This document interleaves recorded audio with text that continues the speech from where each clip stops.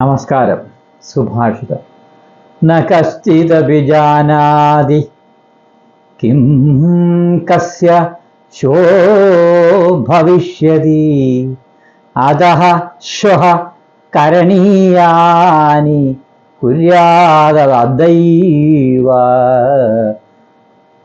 ബുദ്ധിമാൻ കുര്യാത് അദ്യൈവ ബുദ്ധിമാൻ. ഇവിടെ പറയുന്നത് നാളെ ആർക്കെന്താണ് സംഭവിക്കുന്നതെന്നത് ഒരിക്കലും ആർക്കും നിർവചിക്കാൻ പറ്റില്ല.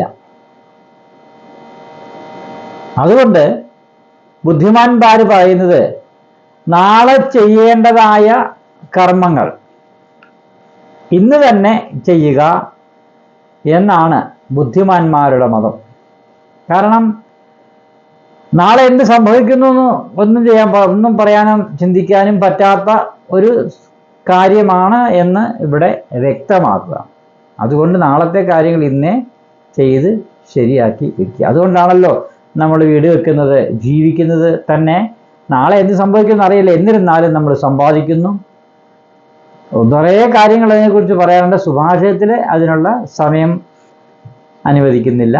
ഇത് ചെറിയ തരത്തിലുള്ള ഒരു അറിവിന് വേണ്ടിയാണ് ഈ സുഭാഷിതങ്ങൾ നമ്മൾ പറയാറുള്ളത്.